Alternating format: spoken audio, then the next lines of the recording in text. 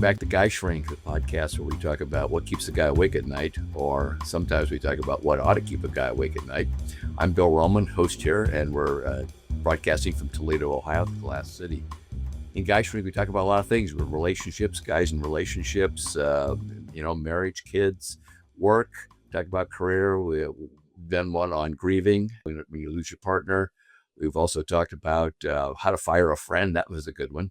We've talked about addictions, several kinds, on pornography. We talked about alcohol and drugs, but we did one a while back. Me and a buddy did one on the addiction of resentment and revenge and what that does neurologically and how that messes up with our head. So we talk about a lot of different things on GuyShrink. And today I got a buddy who's going to talk about what's it mean to be a sportsman from the standpoint of working out regularly and having a plan for not just fitness, but for strength. And Ricky May, who's a fitness coach in Perrysburg, Ohio, is going to join me. And Ricky, I'm delighted to have you here. Thanks, Bill. Yeah, I'm stoked. This is going to be great. I'm super excited. Yeah. Well, as you and I have talked before, I always ask, so what keeps a dude like you awake at night? So I'm anxious to hear what keeps Ricky awake at night.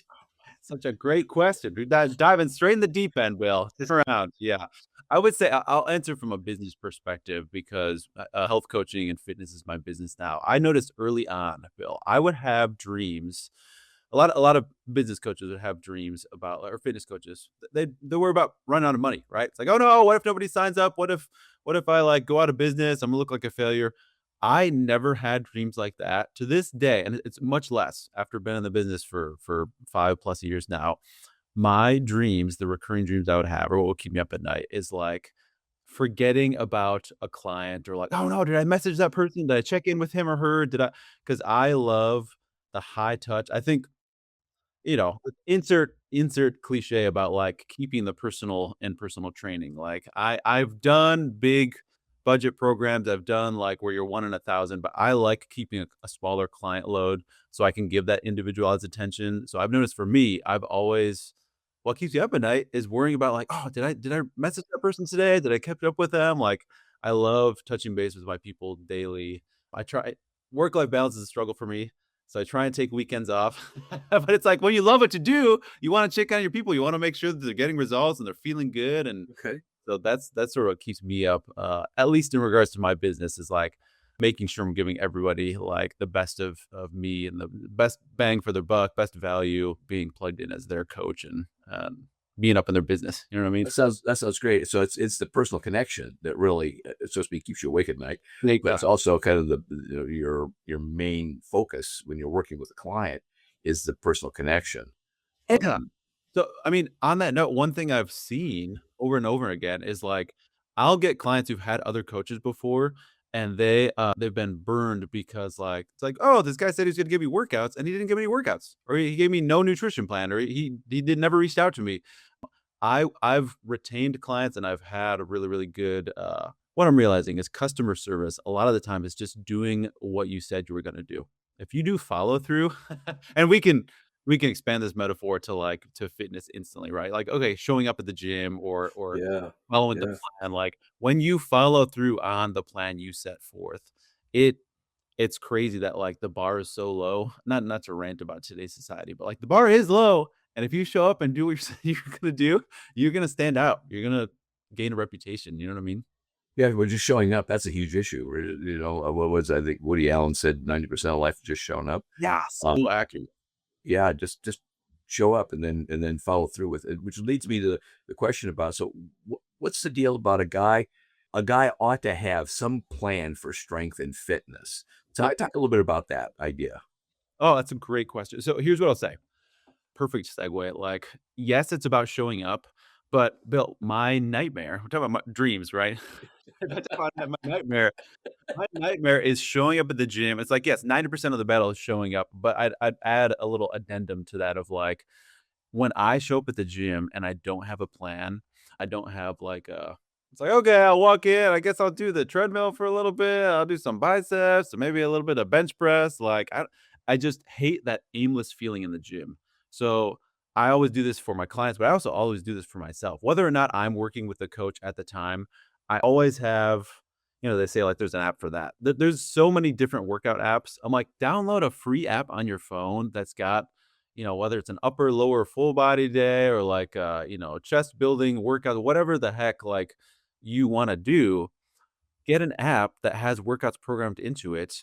A lot of times they have all sorts of custom apps, or I'm sure Planet Fitness, I'm pretty sure their app even has workouts you can do. But go in with the plan, because yes, Woody Allen's right. 90% of it is showing up, but you're going to experience a whole different level if you are showing up for yourself in the gym a couple times a week and you're following a plan that is going to work. You're following a plan from a coach that respect, or maybe even just Google a little bit. Like I just despise that feeling of wandering around the gym, like doing whatever you feel like, because you're not going to push yourself hard if you're like, No. I don't know. So I never feel like doing legs every single week. I hate leg day, but I still do it because nobody ever lets his other buddy not do legs. You know that. exactly. That's one of Those a lot of double things. bros skip leg day. Yeah, don't skip leg day. No, no. So what happens though? I'm terrified to go to the gym because if I do say I do an app thing and whatever, and I don't want that guy next to me to look what a weakling I am. He's he's benching 250, and I can probably just get the bar up, which is about 25 pounds in and of itself. What's up with that? Well, how do we get past the reticence and the reluctance of comparing myself to somebody else? That's a great question. Okay, so I think this is misattributed quote. Supposedly Teddy Roosevelt said this. He's one of my favorite presidents ever, but I don't think he actually did. So this is a quote: "Comparison is the thief of joy." He did say that. I just heard that today on a podcast with Brene Brown. Okay, She does the same thing. perfect. So he's onto something there, right? Like to this day, I've been lifting. I hired my first coach in 2012, so I've been at this thing a while. And literally yesterday, I'm in the gym and I see my buddy Cole. Shout out Cole. He's 17. He For his birthday this year, last month, he sends me this video of him squatting 500 pounds. Oh my goodness! Yeah. Wow. I'm like, bro, if I'm like watching this video, my knees just exploded. I'm watching this video and my knees hurt.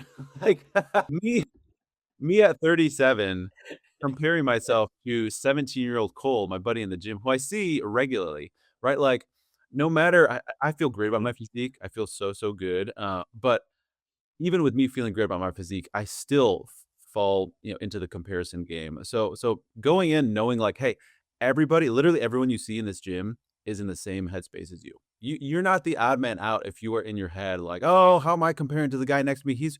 If you're looking at the dude benching 250 next to you, he's looking at the guy benching 400 next to him. Like it never ends. And I will tell you, I'm very proud of my physique and I've been at this a long time and I've seen a lot of things. I've seen a lot of people come and go. It never goes away. That comparison, that body dysmorphia, bigorexia, like you never feel enough until you sort of make the switch mentally. Which even that, like you talk to a lot of bodybuilders and they still are worried about their small calves or their small, there's one random, One thing is wrong with me. Yeah, one thing is wrong. always something wrong. Always. Yeah. Um, Okay, so what I'm hearing you say is the best thing you do is press on. Don't worry about the guy next to you. Yeah, and also I love that gym culture is changing so that like there's not this gym intimidation factor that there was. If there is, just call it out and forget about it and move on. But like we're all there to improve, and just know if you keep showing up, like first of all, you're gonna outlast. Right now we're in March, right? End of March. Most of the New Year's resolutions people are Yeah, that's over with.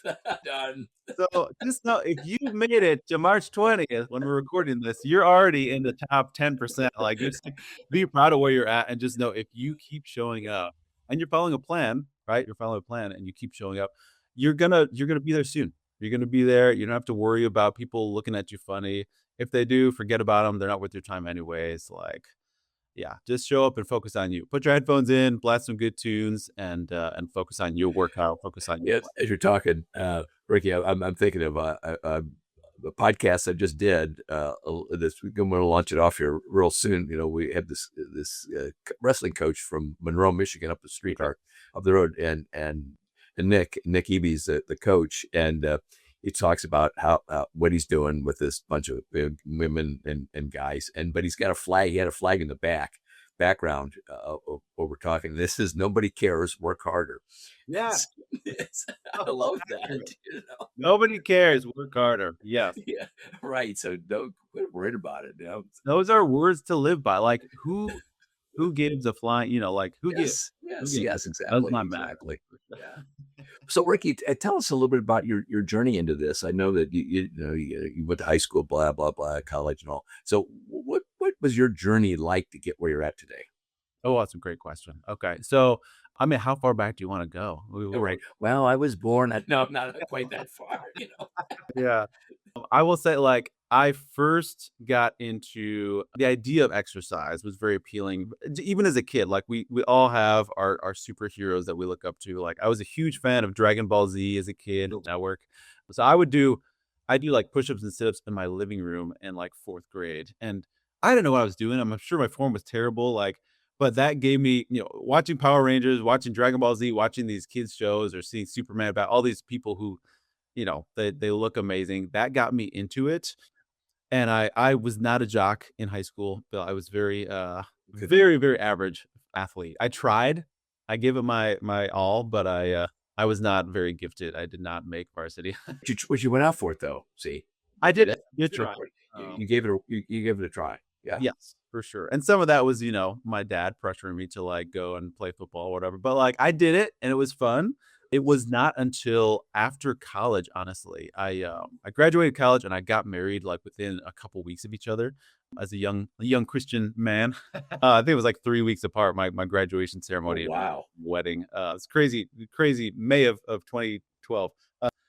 But then I hired my first fitness coach in 2013 because I've tried on and off for years and years, all through high school, college, to try and like gain weight and put on muscle and lose body fat. It was not until I hired my first coach that I actually saw results. And then you fast forward a couple years from that, you only have to be a little bit ahead of the people that you're training. And obviously, the more you can widen that gap, the better of a coach you are. But when I first started coaching, it was helping my buddies out who were like, "Hey man, you're seeing some good results. Can you show me what to do in the gym?" So, hired my first coach, worked with them for a long time, built my physique slowly, and then started taking on unofficial clients for free, my buddies, and getting them results, and eventually sort of monetize that into a side hustle. And then I went full time with my business after like a successful launch in 2021, and I left my corporate gig, and yeah, and the rest is history, as they say. Yeah, yeah. Wow, wow. Yeah. Wow. I didn't realize all that as you were sharing that, and I think that the little progression. But one of the things that sticks out in my mind is, you're here as a young guy, and went to you worked out for what as a kid, you're doing sit-ups in the living room, and then you try out for football and you play that, and Yep. on and on. But it wasn't until you actually got an outside voice, so to speak, Yes. that said, Ricky, think about doing it this way, that you saw improvement. So it was, you had some direction from outside of yourself. Yep. Okay. And I think that's what fitness coaches can really do, is help you train your mind you need an outside voice to get those inner voices to work Yeah. a certain way. 100%. 100%. Yeah. I mean, to take it a step further, like if I think about this in all aspects of life, like, yeah, my fitness coaches, they helped me build my physique, get to know what I was even doing in the gym and in nutrition and stuff. Very, very pivotal for me. But like, when I hired my business coaches in 2021, that's what helped me scale, right? I needed business coaches to learn the business side. I knew how to train people, I knew how to help them with diet, but I didn't know anything about business. So I hired a business coach. And if I think about what you do, like, and the incredible, I'm in therapy right now, and I have been since August. So if we talk about like mental health stuff, like I just posted about this on social media a couple days ago. Like, if LeBron James needs a coach, and all the best pro athletes need coaches, like, why would you feel ashamed if you need a coach for like, what is it, Bill? I'm sure you know this stat. Like, how much of our thoughts and our brain and our personality is subconscious? Isn't it like 80% or Oh something? yeah, big time. Yeah. So I'm like, if 80% of the stuff in our brain is subconscious, we have no control over it. Why would you not need a coach, a therapist, a counselor to help you sort through all that craziness? Yes. Yeah. Right on. Right on. And dreams are the same way. Our dreams are some subconscious thing Mhm. work out in our head. And and if we bring it to the fore, to our conscious mind, we have a better chance of managing and dealing with it. And so that's kind of that inside, that outside voice is you being the fitness strength coach. Yeah. Giving, yeah, yeah. Okay, so your journey was you've been kind of all over the place here then. Okay, so Uh, how is it? I mean, are you at a certain gym here in town, or do you? How do you do this? Yep, great question. So first, I was working out like more commercial personal training for the first years, and then I had a home gym in Bowling Green, Ohio. I had my garage gym that I converted my garage into a gym and had clients in there. And then in 2021, and again, we can go. You lead the journey where the conversation where we wanted to go, Bill, because like I basically sold everything in 2020. Went Okay. through a nasty divorce in 2019, 2020, Okay. liquidated everything, was like, Okay. okay, Yeah. I'm starting over. Okay. And after I found my footing again, I was just working a corporate job, just whatever. Yeah. I'm IT guy by trade. I'm good with computers, so like I just found some whatever IT job and was just paying the bills.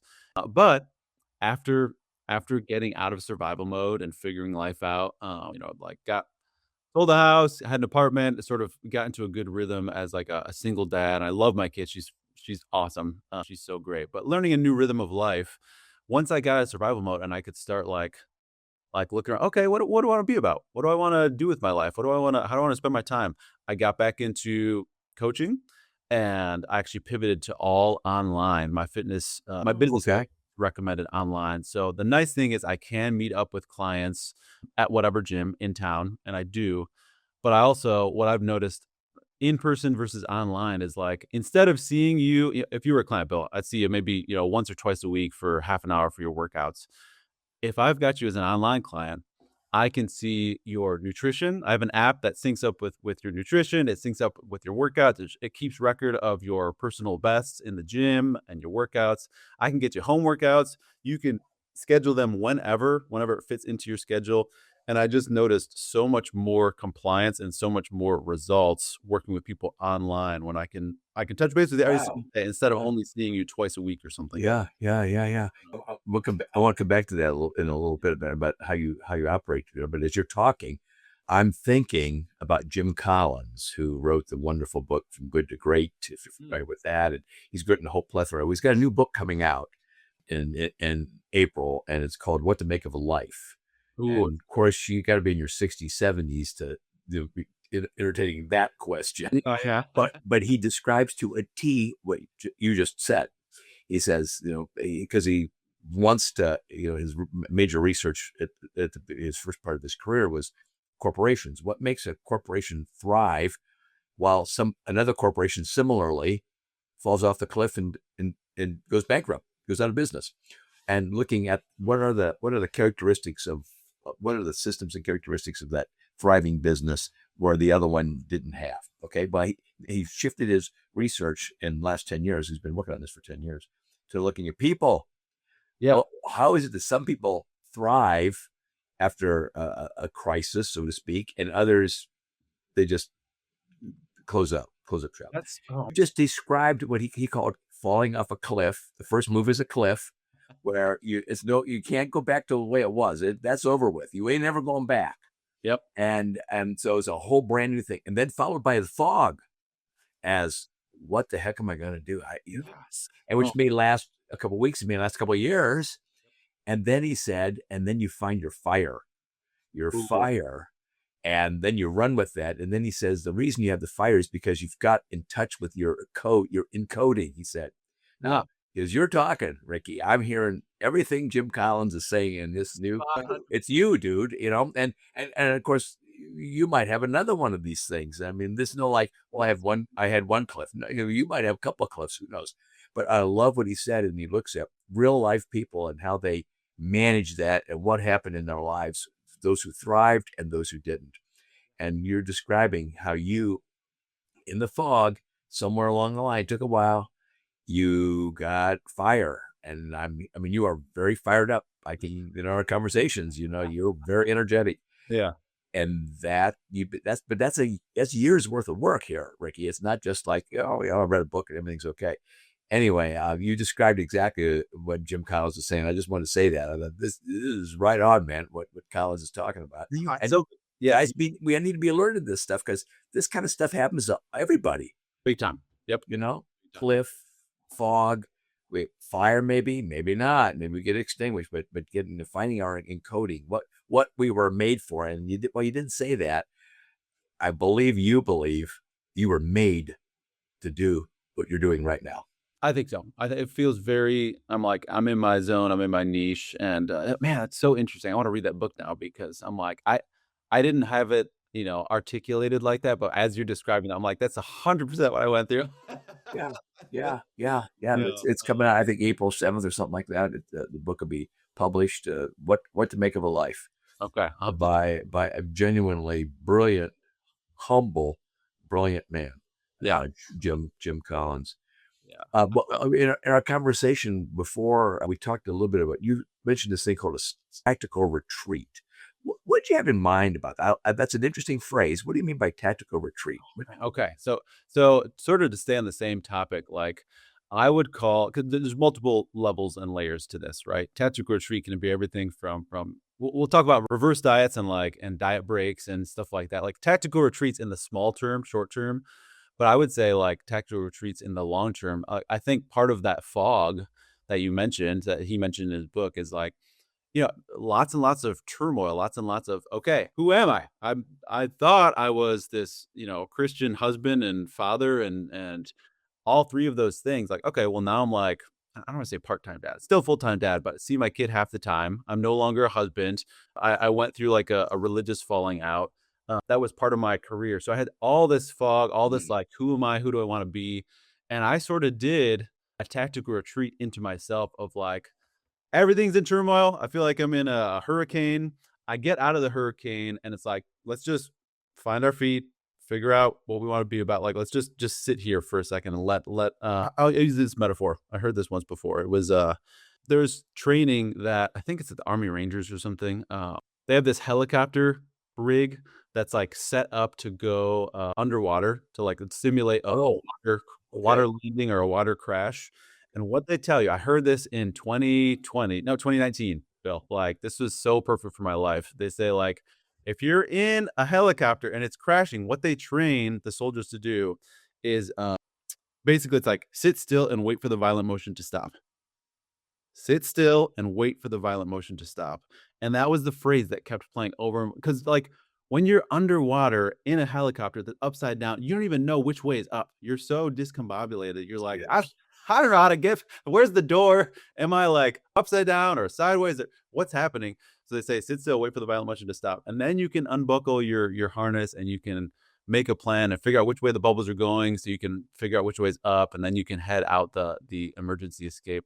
That was like the lifeline I held on to. My tactical retreat was like, instead of no rash decisions, no sudden moves, let me just wait and let everything settle and get into a good groove in like this new job I'm in this new rhythm as a solo dad, all this different stuff. And like, that's a very, very big answer to your question, is like, sometimes when stuff hits the fan, you just got to sit there, dude. Sit there and go through it and feel the feelings and be sad. And like, I can just wait for everything to settle before you make a rash to say, oh, I need to do this or I need to do that. And I put my business on pause. I tactically retreated. You did. Okay. Yeah. I was like, I just need to work a whatever job. I can chase my dreams when I have the capacity to do so. But right now, I don't have the capacity to. You didn't pursue the business side, but did you retreat from working out during the tactical retreat? That's a good question. So at certain points, I wouldn't say I retreated from exercise in general, but like at one point, Bill, I'm kidding you not. It was spring of 2020. And I was just I went outside to do a body weight, like push-ups, pull-ups, and air squats. And I did a few rounds and I had a panic attack. Like, my stress level was so high that even doing a body weight workout sent me into like that little bit of healthy stress. It's called EU stress, that you get from working out. That's like, oh, I'm alive and I'm moving and grooving.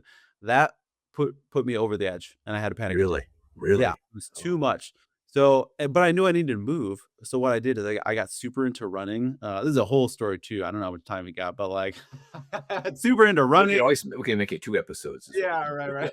But the point is I still kept moving. I just changed it. I'm like, okay, right now is not the time for meathead Ricky. Now is the time for like basically, but what I would do is I would sort of, face my inner demons. I'd go on these long runs or these long rowing machine escapades, an hour, 2 hours, no headphones, no, just me and my thoughts. And I'd give myself an hour or two to just go out and run in the country and just be in silence and process all the stuff that was going through my brain and then, divorce and religious stuff. Like it was a tactical retreat. I was still moving, but I could not move in the ways that I was moving before. So I had to I got really into running. I ended up running a marathon on my front door one time, which is a whole story. I Forrest Gumped it. People say gumping it. Really? Really? Okay. Okay. Yeah. I ran That's from fun. That's funny. yeah, I ran down 25. I basically ran from Bowling Green, my house in Bowling Green, all the way to Perrysburg to the bridge, and I turned around and ran back. It was crazy. Oh, I don't, 26 miles for sure, man. Yeah. I do not recommend. Don't do that. That's yeah. Don't do as I do. But yeah, it's sort of a tactical retreat in that like I couldn't work out the way I wanted to, but I still was moving, still was Okay. in my body. Okay.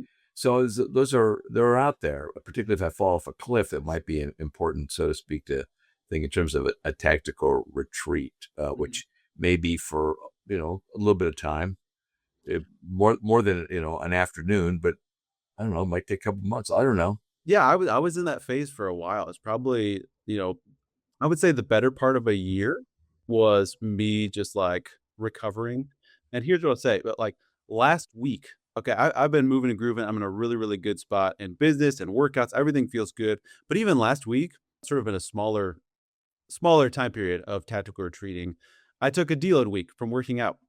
And I basically my joints were feeling kind of wonky. I was pushing really hard in the gym, and I'd been doing so for probably a solid 6 or 7 weeks. I was just feeling beat up. And sometimes when you're pushing really hard, the smartest thing to do if your muscles are growing but your joints are slower to recover, which typically they are, there's less blood flow. There's physiognomic stuff going on there, physiological, like our joints don't recover as fast as our muscles, and it's good to take these short-term tactical retreats for motivation, for your joints, for your metabolism, for your body, where you can do quick little diet breaks or even just cutting your workouts in half for a week. That's what I did last week because I did half my normal workouts, and it got me set up to dive into this week and crush all my exercises, hit some personal bests. Like if you take a step back, so you can what do they say? Like one step forward, two steps back. Kind of the inverse of that is like you take one step back, that's going to give you the energy and the recovery to take another couple steps forward. So I still do tactical retreats, even in my training and for my clients when they're feeling worn down and sick of a diet. Sometimes the move is to stop dieting. Sometimes it's like, hey, let's spend a couple weeks eating not like a jerk, but eating at more maintenance calories so that you can recover and eat those Okay. chicken wings and eat the ice cream and drink the beer. And then we'll dive back into our diet 2 weeks from now when you sort of had like come up for air. You know what I Okay, mean? well, that's a great segue. Well, let's talk a minute about diet, because I know that in your philosophy of strength training, you help your clients to have a better relationship with food. Let's put it that way, because Yeah. some diets are kind of fatty. Well, most of them are fat-ish, but it's changing your relationship with food altogether is really what it's about. So, can you talk a little bit about how you view, I don't know, let's say diet, nutrition? What's up with that? Yeah. So just to clarify for listeners, we're saying fad like FAD, Yes, like right, a trending fad. right, right. So diet fads. What's in right now? Whether it's intermittent fasting or keto or paleo or carnivore or vegan or vegetarian, all the things, right? Bill, I think I've done almost every single diet under the sun. If you tried them all, a lot at least. So, I think I've tried most of them. Here's what I'll say: is keto was the best I've ever felt in my life. It was optimal for me.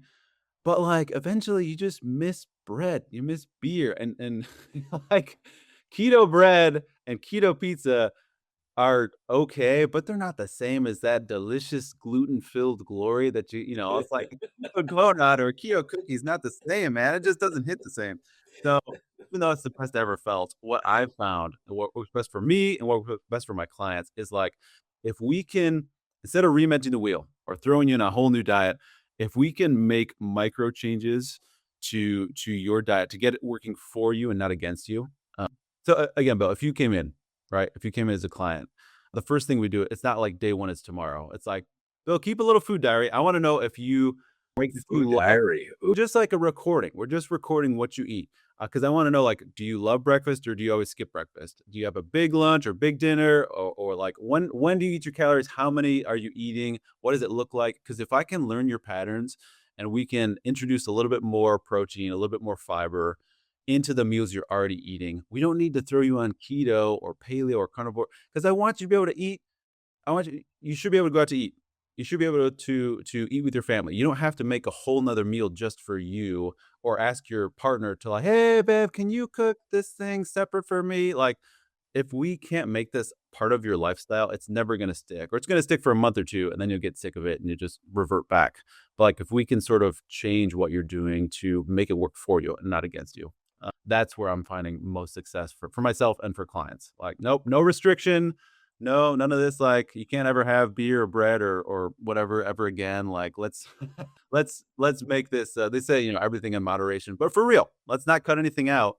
Let's just get it working for you, get it in alignment with your goals, so that you're leaning out but still eating most of the same things. Maybe yeah, yeah. less. That makes perfectly good sense. And I told you earlier that I had a real revelatory moment several years ago when my doctor and I were talking about this thing, and he recommended to me a certain thing about it called the PE diet. But it was basically about insulin resistance, which was an issue that I had no clue whatsoever about, and it was really helpful. And I was in the best bodily shape I had been, at least in my years now, since being a young man. And a piece of it was my discipline in eating. Both my wife and I were kind of doing this, and but it was high protein and low carbs. You know what? When an Oreo cookie calls, an Oreo cookie knows my name.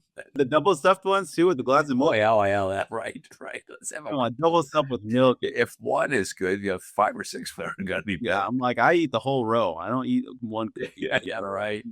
Right, right. Okay, so nutrition is a huge part of strength, Yes. fitness and strength. I'll stick with strength, which has that bodily connection. And I know one of the things you and I talked about before was about listening to your body. A lot of people say that. And diet, of course, you listen to your body when you're doing some food stuff. But a lot of people talk about listening to your body, but hardly anybody ever says, well, this is what it means. So in your work as a coach and in your own experiences, who you are, what does it mean to listen to your body? What's that about? That's a great question. So two let's sort of do this answer in two parts. The first part is sometimes, Bill, sometimes it's not about listening to your body. Because if I always listened to my body, like I'm like my body wants a big old bowl of I love cookie dough ice cream. It's my favorite type of ice. That or Rocky Road or Moose Tracks used to be my favorite. Like my body wants a big old bowl of Moose Tracks every single night. It wants 4 or 5 scoops, and that's what I used to do in high school. I would have a big old bowl of ice cream every single night because I was listening to my body, and my body was telling me to eat ice cream. So, like, part of it is we and again, I don't want to culture bash, but like we do live in a society of instant gratification. We do live in a society where like we can afford to go to Walmart and buy the 5-gallon drum of ice cream or whatever, and we can have that every night, right? That's the benefit of being an adult is like I do what I want. I get to. So part of what I do with clients is like, okay, I know you want to fill in the blank, drink to excess, drink till you're falling down or have ice cream every single night. Like, what your body is craving is freaking vegetables. I know it doesn't feel like it, but I promise you, if we reduce the ice cream, you still have ice cream every single day. Like I first big diet, Bill, I alternated days. Like Monday, Wednesday, Friday was beer. Tuesday, Thursday, Saturday was ice cream. Like I made sure every other day I was either drinking beer with dinner or having ice cream for dessert. But, like, for me, it's like, instead of having the gallon of cookie dough in my freezer, I'm gonna take my girlfriend out, and we're gonna go get ice cream 3 times a week. And we walk down to the corner ice cream place or ride our bikes down, and I'd get a small hot fudge sundae. So I'm still getting that craving, I'm still listening to my body, but, Okay. like, it's 3 times a week instead of every single day, and it's a small instead of a large. I'm still hitting the craving, still enjoying, and then as you do that, Bill, what happens is your body starts to reacclimate to what it actually wants. You actually hear that, inner voice of your body of like, "Oh, I Okay. kinda do like veggies." It's not just parental conditioning of my parents telling me I need to eat my peas or whatever. It's like, no, I do.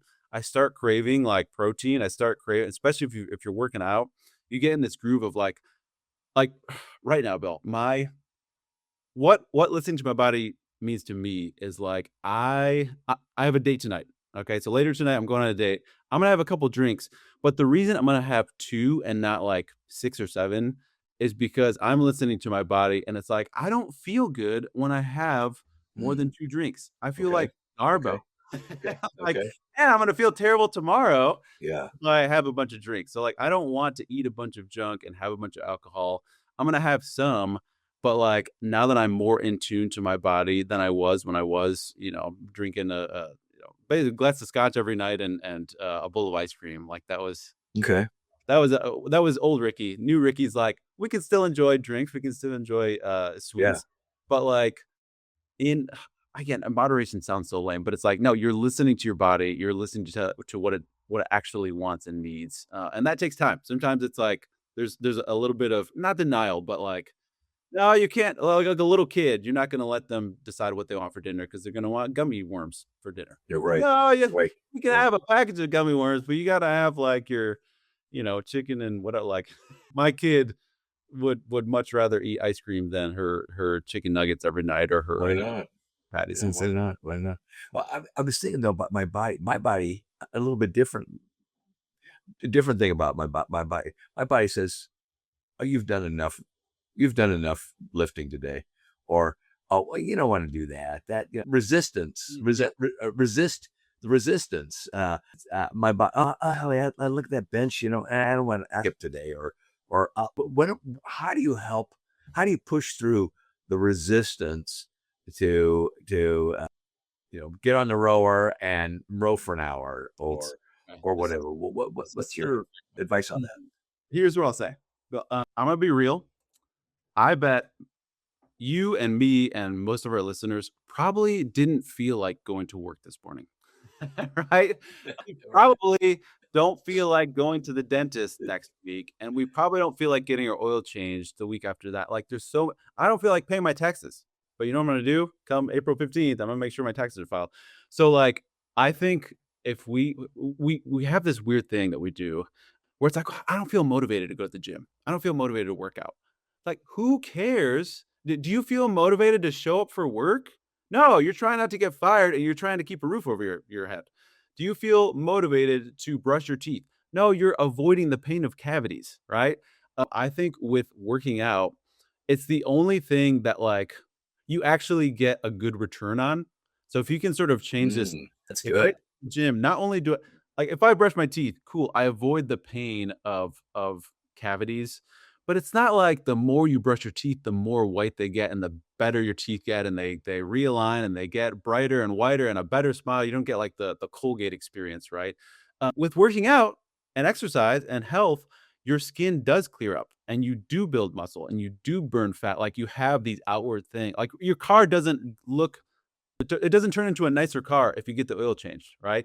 And if you get a car wash. Your body does actually upgrade into a nicer vehicle if you take care of it, which I'm like, why would screw motivation? Why would we Yeah. focus on motivation if I feel like going to the gym and listening to my that voice in your head? "Ah, you can skip today." It's like I could, but I'm Yeah. not skipping brushing my teeth. I'm Yeah. not skipping work Yeah. out.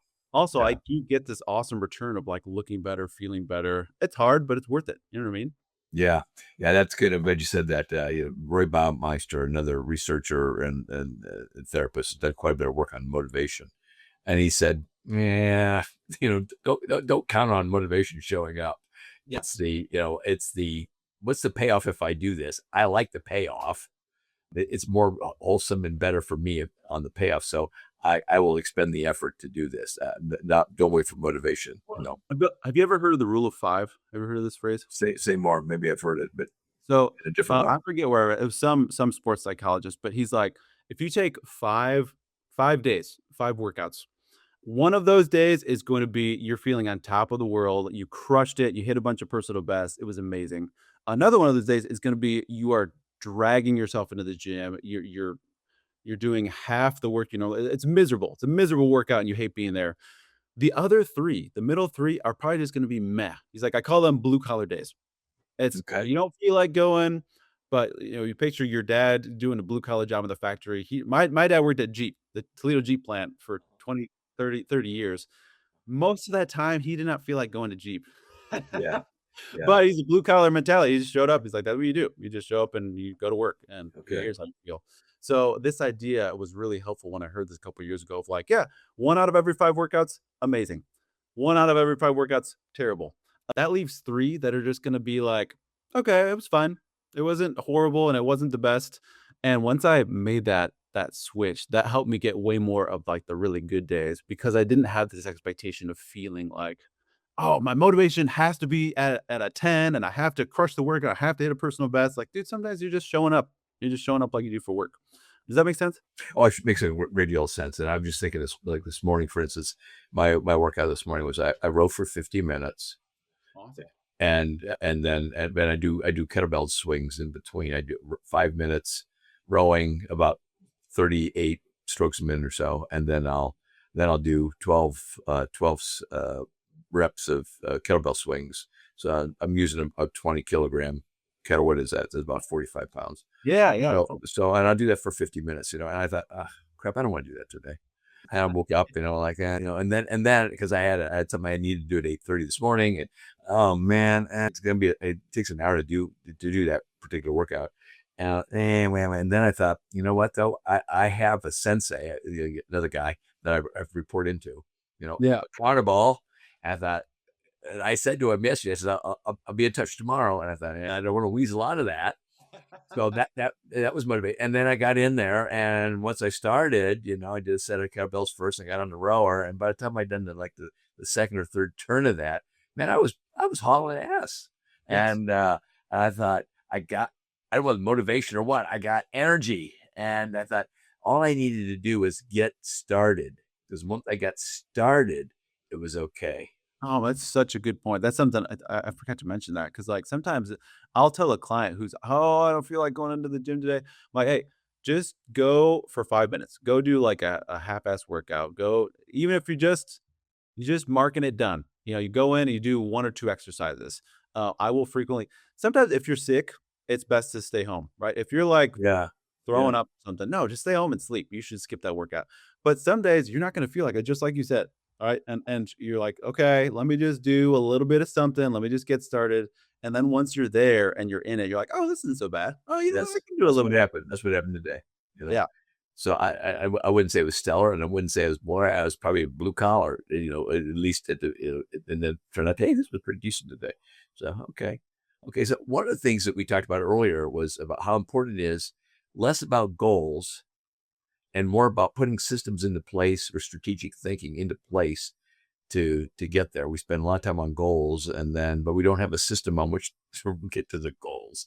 Yeah. And so tell me a little bit more about your idea about having have strategic thinking about putting together a plan of action in the gym for strength training. Yeah.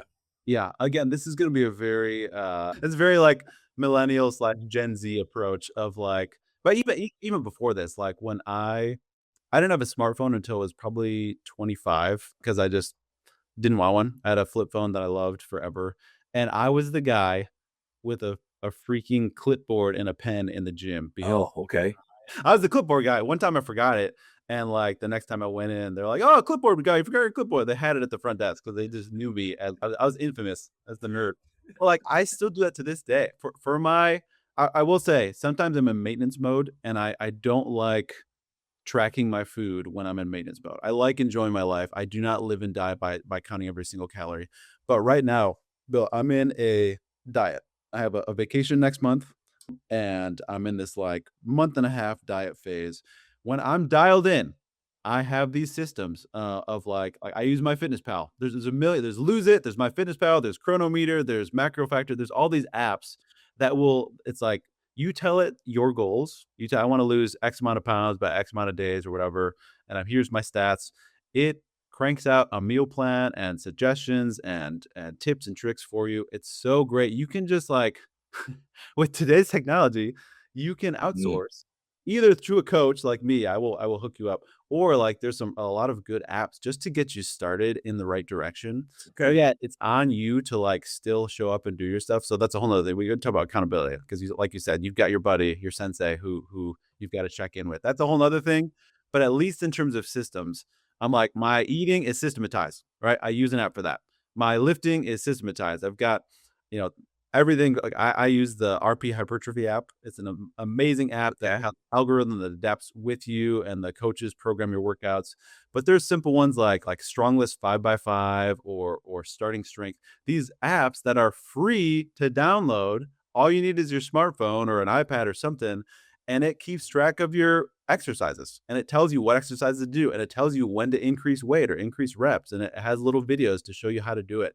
So I'm like, anybody who's going to the gym aimless, that's on you at this point. There's so many free systems out there that you Okay. just need to download one. Okay. And I'm like, hey, send them my Instagram or whatever after this episode. If you're lost and you need a free app, I will hook you up. I love to work with you. I'll never turn away a client. But like, if you just like, hey, Ricky, what are those apps you mentioned? I'm like, DM me. I will send you all the apps because there's one out there for you that's going to help you like stay in Okay. and do Well, workout. before we wrap up, we're definitely going to get your contact info because I really want to. Yeah, that's really important, man. Really, I love what you're doing. This is really cool. Oh, Okay, good. so I'm an old man. So help me figure out. Okay, let's see. And I have, I told you I had hip replacement, and so I'm not the the jacked guy anymore per se, and I'm old. And what do you do? I'm not. My wife keeps saying, "Bill, you're not 40 anymore. Get over it." Uh, I thought I last I looked, I was fine. So, what's your guidance for a guy my age versus a guy your age per se? Because our audience here on GuyShrink is all over the board here. Yep. Yep. So that's a great question. So here's what I'd say.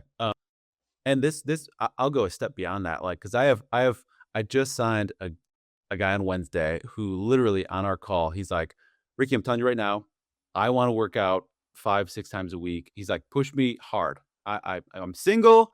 I'm off work at 3:30 p.m. and I have time and I have a home gym. He's like, I want to be working out every single day, maybe one rest day a week. And I'm like, cool, I can do that.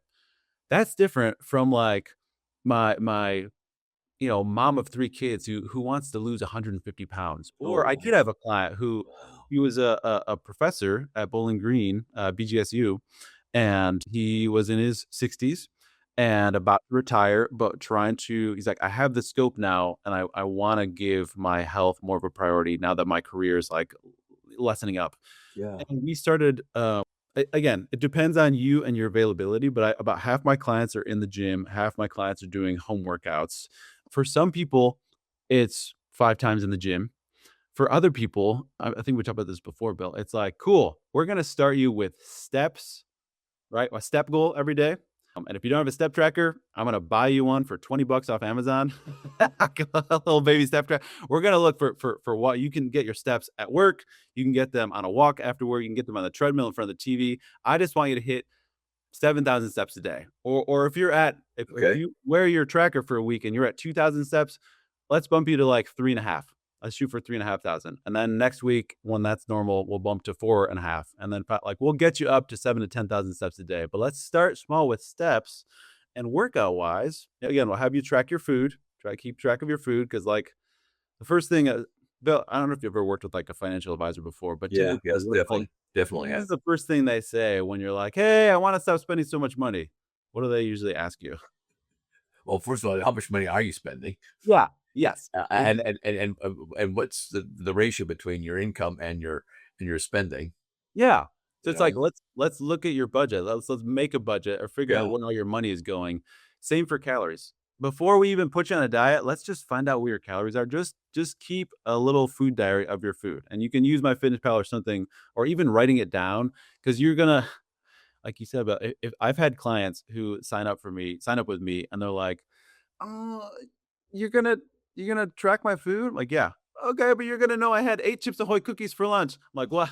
The accountability there is like, if you know, even if it's just you and a note on your phone, you're like, "Do I really wanna put that I had a bunch of cookies for lunch? No, I could probably, like, put a salad in there. I could probably do a little bit better," right? Like, it sounds so silly, but starting with steps, starting with a little food diary, and even starting with, like, some basic workouts, whether it's, like, air squats, or I have some people who are doing push-ups off the counter Yeah. as they're waiting for their Yeah. Keurig Yeah. to Yeah. fire up. Yeah. So I don't need to be in gym outfit or anything. I can just do some of that stuff right there, Yeah, you got your Keurig going, you press start on your Keurig machine, Yeah. you've got that minute and a half for it to, like, steam your, coffee or whatever. Yeah. You're doing, 15, 20, 30, whatever, like, angled push-ups on your counter. Or you're Yeah. doing some air squats, some Yeah. baby stuff that if you add that up over a month, you're gonna be like, "Oh my gosh, I can feel my chest, I can feel my booty's lifting a little bit, my legs are feeling stronger," like, basic stuff. You don't even need to go in the gym. I really like that, Ricky. That's great. Here's my food diary. Ooh, look at that, that's detail. Oh my Yeah, well, it's book. It's a book. I'm like you. The clipboard and the pencil. I write everything in a book. I write book. Yeah, analog, no I digital, do it. Yeah, analog. right. Yeah. Well, yeah. I still use fountain pens. Like Right. everybody has no clue what that is. Yeah. Um, yeah. That's really good. About take small steps. So the strategic plan is let's just begin little and see what happens no big deal. Just think about your everydayness. You gotta do the make coffee. You got 2 minutes. Just do a couple push-ups to touch your toes or do something other than get on your phone. That's the other thing about the phone. Just kind of as we start wrapping up some stuff, I do want to ask you about something that's certainly near and dear to my heart, but you and I've talked about this, but about fitness/strength and mental health, and how this is really action is the antidote to despair. I really believe that, and I know many of us are probably on some medication for anxiety or depression, and I'm not dissing any of that. Oftentimes it's necessary, but sometimes it's too quick. It's too quick of a button to push. So I'm wondering what's your take on mental health, particularly like depression or boredom. Boredom's a big one. What are you thinking about that as a coach? Yeah, that's oh man, there's so many different ways to answer this. So here's what I'll say. I remember in college, I like went to a seminar and they talked about anxiety and they talked about it being genetic. And I texted my mom. I'm like, "Mom, I feel like I struggle with anxiety. Do you struggle with anxiety?" And she's like, "Oh yeah, yeah. I take medication for it." I'm like, "What you do?" Oh, Yeah, and so does your grandma. And I'm like, "What? How did I not know until I'm like 20 years old that like I come from this lineage of, my grandma, my mom, who knows how far back it goes, but everybody's on these anti-anxiety meds. And I'm just out here, raw dog in life, just anxious. It was and I don't struggle with depression, but my ex did. And okay. it was cool because for both of us, like for me, I love what you said. What is it? Action is the antidote Despair. to despair. What we did, and again, like I've used anti-anxiety medication before, especially like acute situations where you're going through Mhm, something really mhm. intense. She had used anti like depression medication before, but a lot of people, what I've seen is they want to get off of their meds. They want to wean off of them. And at one point, we actually set up a protocol for her. This was 10 years ago, maybe more, where it's like every single day you're getting some form of movement. You're getting some form of like spiritual practice, whether that's like reading the Bible or meditation or something just like in the spiritual realm, gratitude practice, some form of social. So hanging out with friends or loved ones. Like we systematize that. And this was like just similar to your notebook that you held out. It was like a little chart we had on the wall where it's like, okay, movement, social, spiritual, right? Simple stuff like not scrolling on your phone and getting, even if you don't get like I'm a big fan of quality, but also quantity. Like if you struggle with sleep, let's get you a little wind down routine And like most people who are struggling with depression or anxiety, you ask them about their sleep schedule and it's terrible. It's like, Yeah, oh, I'm right, up 5 in right. the night, I'm up till 11 p.m., 12 p.m., or 12 a.m., 1 a.m. scrolling. The first thing a psychologist, psychiatrist, a therapist is going to do is like, let's fix your sleep. If we're getting, even if you don't get great sleep, we're going to allot at least 8 hours in bed, laying there trying to sleep. And I've got all the hacks. I know we're out of time, but I've got all the hacks for sleep. We can talk about that, whether it's magnesium or even like using an Audible audiobook to like take your mind off of like all your stuff. I do that a lot. I use audiobooks to like lull myself in. Okay, okay. So But somebody else is talking to you. Okay, that's good, man. Yeah. yeah, sort of having a plan where like I didn't want to be on anxiety medication. So I know for me, like you said, action is the antidote. A lot of times my anti-anxiety meds is like, I might not, sometimes it's crushing a run. At this point, sometimes it's going in my backyard and using my pull-up bar and doing like 100 pull-ups or some crazy, crazy workout where I'm like, I can't get out of my head. Let me just get in my body. Sometimes it's like that. I like that. I can't get out of my head. Let me get into my body. Ooh, that's good. Yeah, and sometimes it's a really intense workout, and I'm like, yeah, like sometimes it's a marathon to pair. Other Yeah, times it's yeah. like I'm gonna go on a half an hour walk without my phone. I'm gonna walk for 30, 40 minutes. I'm gonna leave my phone at home and just like go and be fresh air and breathe in fresh air and like get out of my freaking house and out of my head. So that even that is huge. Just like moving, I'll use action is the antidote. Yeah. Super strength, just get out of my house and just go on a walk. And maybe one of the first actions is to get off the phone, stay off the phone Yeah. for a half Yeah. hour. I mean, Jonathan Haidt, I remember HAIDT, I think.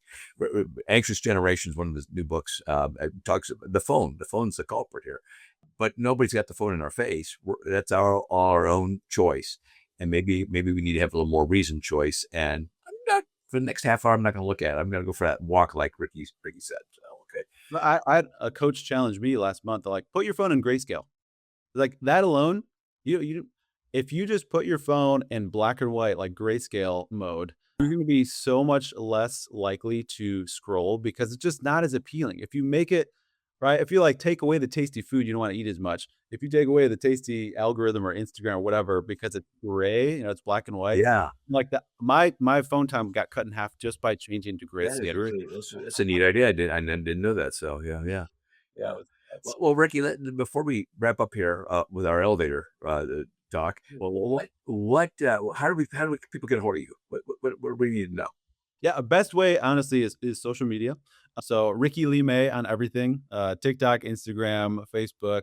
My website's under construction. It was up and then it's getting a facelift. So we'll do social media, but Ricky RICKY Lee Lee and May like the month. So Ricky Lee May on Facebook, on Instagram, on TikTok, on all the things.